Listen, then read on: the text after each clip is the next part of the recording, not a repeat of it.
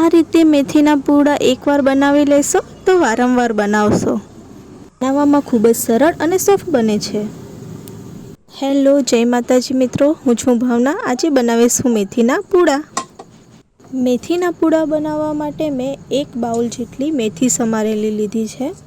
તેને એક તપેલીમાં લઈ લઈશું। 1 લોટો પાણી લઈશું અને મેથીની ભાજીને બરાબર ધોઈ લઈશું।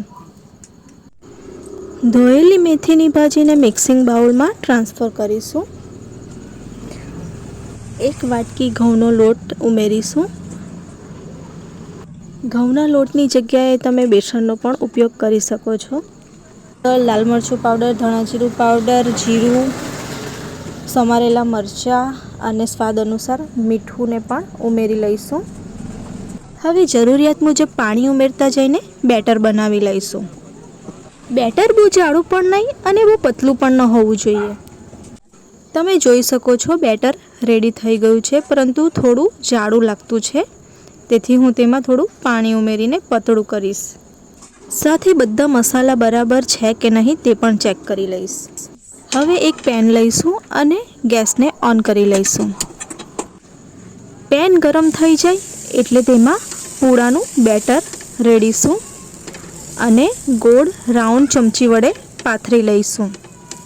તો મિત્રો, તમે જોઈ શકો છો મેં પૂડાને કઈ રીતે ચમચી વડે ગોળ શેપ આપી દીધો છે।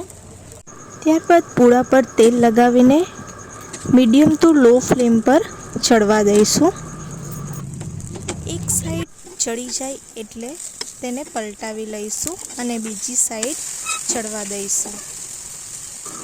તો મિત્રો, બંને સાઈડ ગોલ્ડન બ્રાઉન થાય ત્યાં સુધી પૂડાને ચેડવવાનો છે।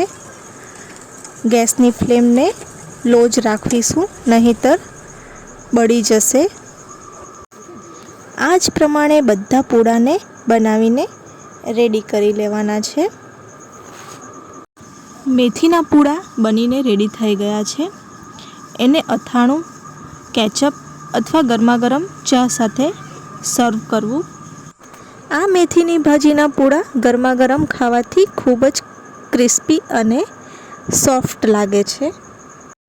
તો તમે પણ શેની રાહ જુઓ છો? આજે જ આ પૂડાને ઘરે ટ્રાય કરો અને કમેન્ટમાં જરૂરથી જણાવજો તમને આ રેસીપી કેવી લાગી। વિડીયો પસંદ આવ્યો હોય તો વિડીયોને લાઈક કરો અને તમારા મિત્રો જોડે જરૂરથી શેર કરજો। ચેનલ પર નવા હો તો ચેનલને સબસ્ક્રાઈબ કરી લેજો। હું ભાવના મળીશ નવી રેસીપી સાથે નવા વિડીયોમાં। તો ત્યાં સુધી તમે પણ આ રેસીપીને ટ્રાય કરો અને સાથે એન્જોય કરો। જય માતાજી, હર હર મહાદેવ।